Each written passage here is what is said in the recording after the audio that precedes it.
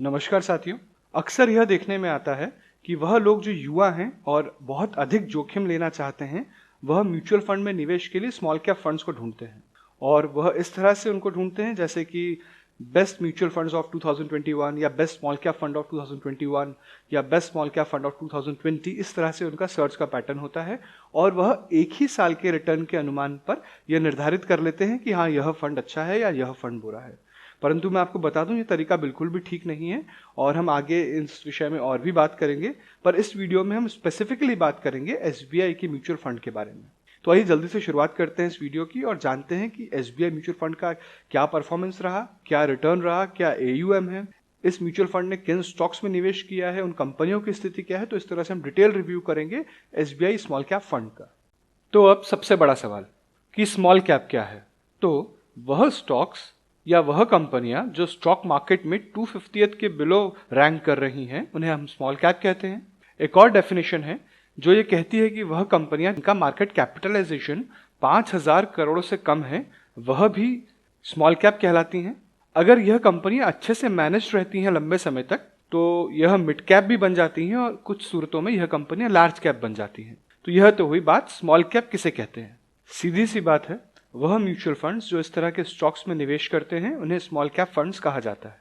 अब हम जान लेते हैं इस फंड के एसेट एलोकेशन को। तो जैसा कि आप देख सकते हैं चार्ट में, 23.03% कंज्यूमर गुड्स में, 22.63% इंडस्ट्रियल मैन्युफैक्चरिंग में, केमिकल्स में 9.65% और कंज्यूमर सर्विसेज में 7.93% और कंस्ट्रक्शन इंडस्ट्री में 7.84%, फाइनेंशियल में 5.68%, सीमेंट एंड सीमेंट प्रोडक्ट्स में 5.04%, ऑटोमोबाइल में 3%। तो लगभग बहुत बड़ा हिस्सा इनका consumer goods, industrial manufacturing, chemicals और कंज्यूमर सर्विसेज में ही है।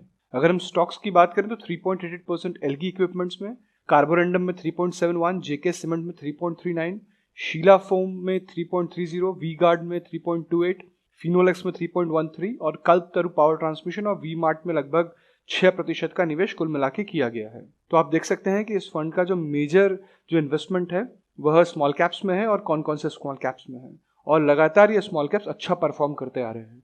अगर हम बात करें पिछले वर्ष की तुलना में, तो कार्बोरेंडम में थोड़ा सा एसेट इस फंड ने कम किया है। जैसा कि सब स्मॉल कैप फंड में होता है, यह फंड भी हाईली रिस्की फंड है और इसका रिस्क फैक्टर वेरी हाई है।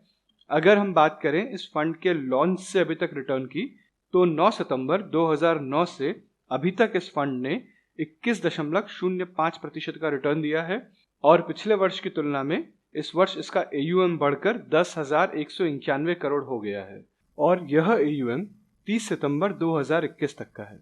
फरवरी में जारी एक रेगुलेशन के मुताबिक अब इस फंड में आप लमसम इन्वेस्टमेंट नहीं कर सकते।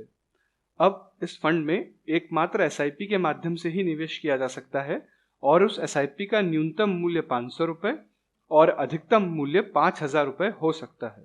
अगर हम बात करें एक्सपेंस रेशियो की, तो इस फंड का एक्सपेंस रेशियो 1.77% है और अगर आप एक साल के भीतर इस फंड में लगाई हुई राशि को रिडीम करते हैं तो आपको 1% का एग्जिट लोड भी देना होगा। अगर हम बात करें शॉर्ट टर्म कैपिटल गेन की, तो एक साल के भीतर इस फंड से राशि रिडीम करने पर आपको 15% का एसटीसीजी और 4% सेस देना होगा। परंतु यहाँ एक ध्यान रखने वाली बात है, यह आपको कैपिटल गेन पर ही देना है। अगर हम बात करें long term capital gain tax की, तो अगर आप 1 लाख तक का मुनाफा कमाते हैं लॉन्ग टर्म में, तो उस पर आपको कोई कर नहीं देना है।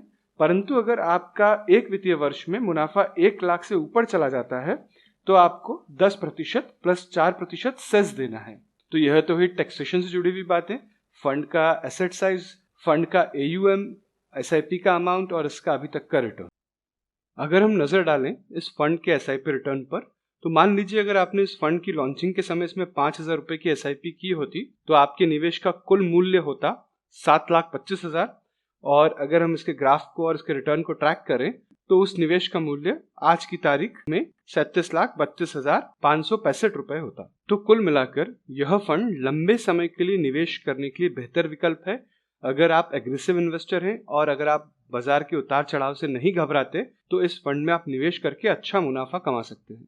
लंबे समय में यह देखा गया है कि स्मॉल कैप फंड्स ने निवेशकों को बेहतरीन मुनाफा कमा के दिया है, परंतु आपके पोर्टफोलियो का यह प्रमुख हिस्सा नहीं हो सकता। हाँ, अगर आपकी आयु कम है यानी कि आप 20-22 साल की उम्र में आपने कमाना शुरू कर दिया है और आप हैंडसम सैलरी ले रहे हैं, तो आप इस फंड को अपने पोर्टफोलियो का मेजर हिस्सा बना सकते हैं।